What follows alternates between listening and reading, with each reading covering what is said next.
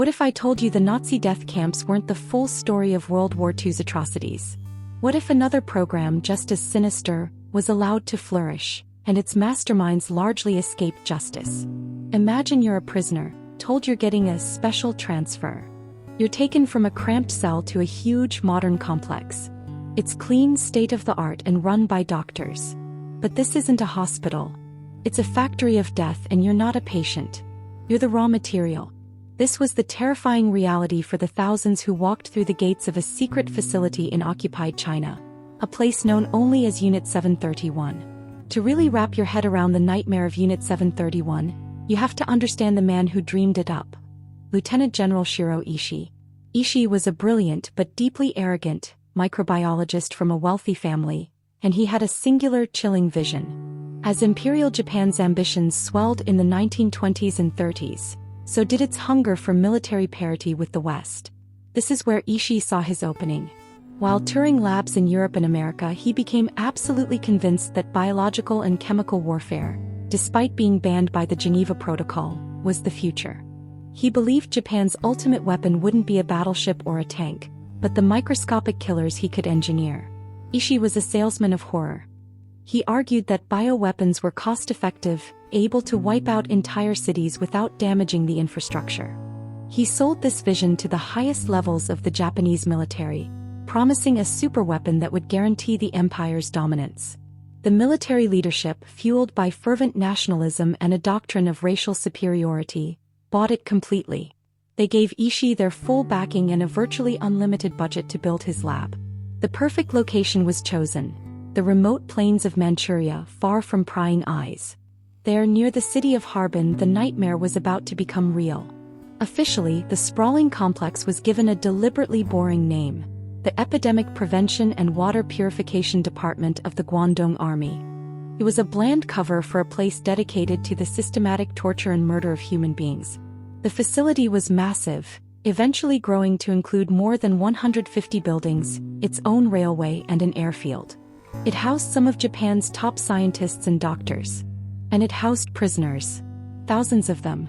Most were Chinese civilians, political dissidents, and prisoners of war, but there were also Russians, Koreans, and others. It's been rumored that Allied POWs may have been among the victims as well. To the staff of Unit 731, these people weren't human anymore. They were given a chilling code name, Mar-Yuta. In Japanese, it means logs. This dehumanization was absolute.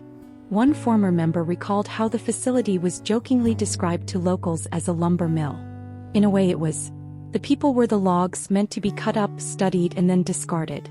There are no documented survivors of the experiments conducted inside Unit 731. So, what actually happened behind those walls? The experiments at Unit 731 weren't just cruel. They were acts of unimaginable sadism, performed with a terrifying scientific detachment. One of the most common procedures was vivisection, dissecting people while they were still alive and without anesthesia. Prisoners, often intentionally infected with diseases like the plague or cholera, were cut open so doctors could remove their organs one by one, all to study the disease's effects on a living body before decomposition could begin. A former medical assistant later described his first time. The fellow knew that it was over for him. But when I picked up the scalpel, that's when he began screaming. He made this unimaginable sound. But then finally he stopped. This was all in a day's work for the surgeons. Other experiments were designed to push the human body to its absolute breaking point. To study frostbite, researchers forced prisoners to keep their limbs in tubs of ice until they were frozen solid. A witness remembered the frozen arms and legs making a sound like a wooden plank when hit with a cane. They then tested different ways to thaw the limbs, like throwing boiling water on them or just leaving the person overnight to see what happened. Victims were locked in high-pressure chambers until their eyes popped out. They were spun to death in huge centrifuges, starved and dehydrated to see how long a person could last, and blasted with lethal doses of X-rays. They were used as live targets to test flamethrowers and grenades. Women were forcibly impregnated and infected with diseases like syphilis, only to be vivisected to study the effects on the fetus. Estimates suggest 3,000 to 10,000 died in lab experiments, with tens or hundreds of thousands more, possibly over 200,000 from field tests.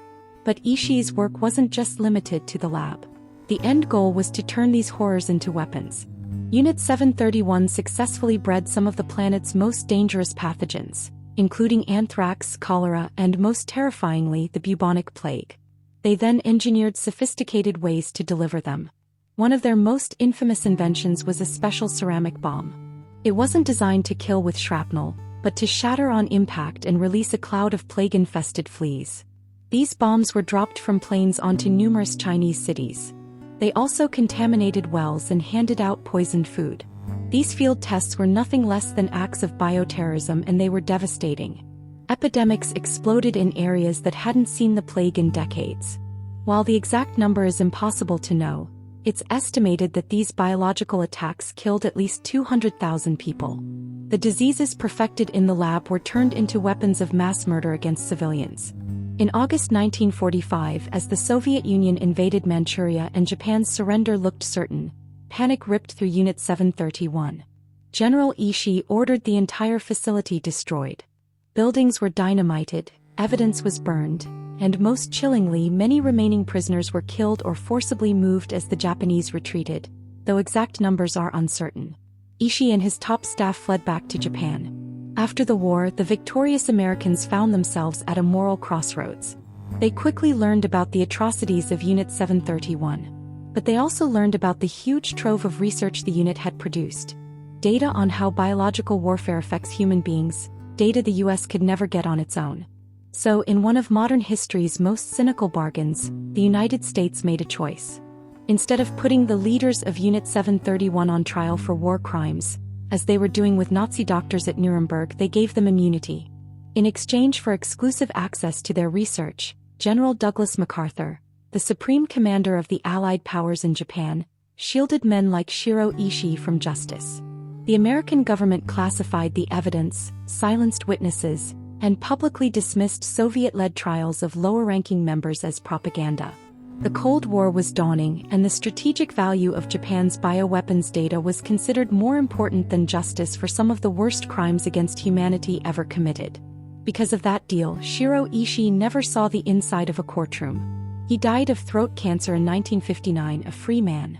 Many of his colleagues, the same doctors and scientists who had performed live vivisections and unleashed plagues, went on to have successful careers in post-war Japan as government officials, academics, and leaders in the medical industry. For decades, the Japanese government mostly denied that Unit 731 even existed, and the story was buried.